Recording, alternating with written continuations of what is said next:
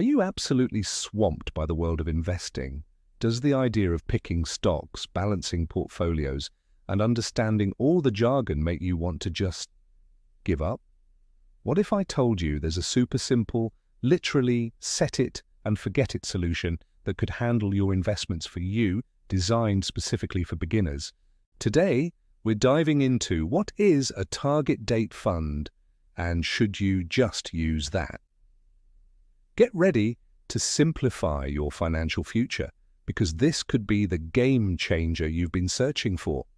All right, let's cut through the jargon. What even is a target date fund? Imagine this. You want to save for retirement, let's say in 2050. A target date 2050 fund is literally a single investment that automatically adjusts itself over time, becoming more conservative as you get closer to that year. Think of it like a smart GPS for your money. When you're young and retirement is far away, the fund is aggressive, holding more stocks for higher growth potential. As you approach 2050, it gradually shifts to bonds and more conservative investments, protecting your gains. This automatic adjustment is called the glide path. You pick your target year, usually your approximate retirement year, invest in that single fund, and it handles the heavy lifting of diversification and rebalancing for you. No need to stress about picking individual stocks, bonds, or balancing your portfolio every year. It's truly designed to be a one-stop shop for long-term investors. So, why is this set it and forget it approach so magical, especially for beginners? First up, simplicity.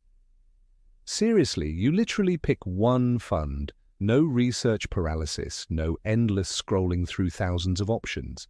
It's like ordering the pre-made meal kit instead of shopping for 20 ingredients. Second, instant diversification. Instead of buying just one stock, a target date fund immediately gives you a broad mix of thousands of stocks and bonds from around the world. This spreads out your risk, so if one company or sector struggles, your entire portfolio isn't crushed. Third, automatic rebalancing. This is huge. Normally, you'd have to manually adjust your investments as they grow or shrink to maintain your desired asset allocation. A target date fund does this automatically, keeping you on that optimal glide path without you lifting a finger. Fourth, low cost. Many target date funds, especially those offered by reputable providers like Vanguard, Fidelity, or Schwab, have incredibly low expense ratios, meaning more of your money stays invested and works for you. And finally, it removes emotion from investing. You're less likely to panic sell during market downturns or chase fads because you've committed to a long-term, automated strategy. This allows your money to compound steadily over decades. Now, as much as I love a good set it and forget it solution, nothing is truly perfect. Target date funds do have some potential downsides. The biggest one? Lack of customization. These funds are designed for the average investor, aiming for a general retirement age. If you have unique financial goals, maybe you want to retire super early, or you have a much higher risk tolerance than average, or a very specific tax situation, a target date fund might be too generic.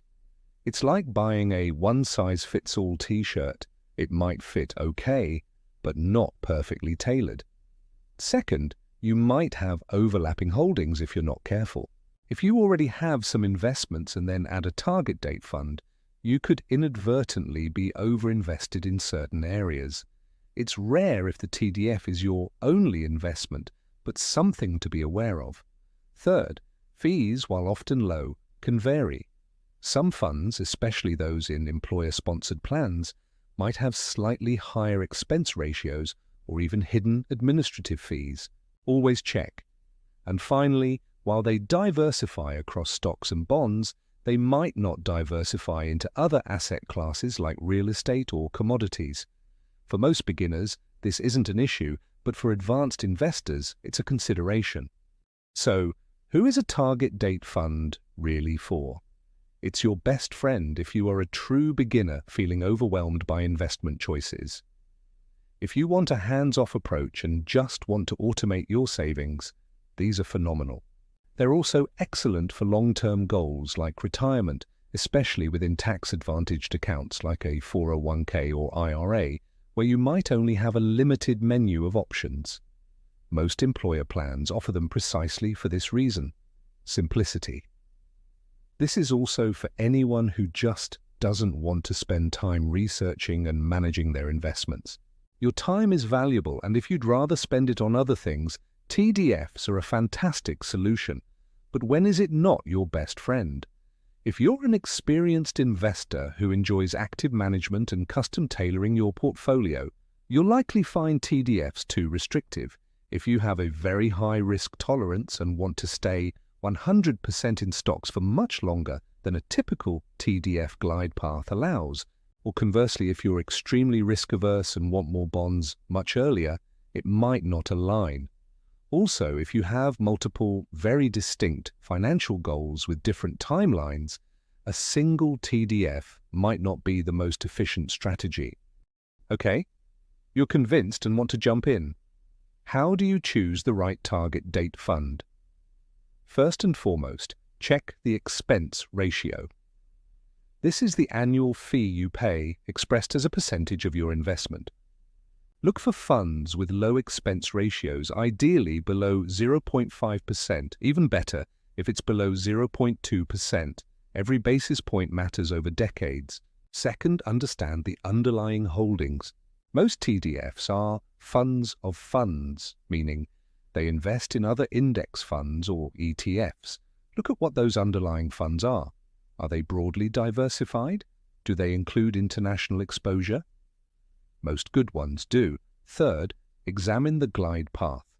While all TDFs de-risk over time, some have a more aggressive glide path, staying in stocks longer, and some are more conservative.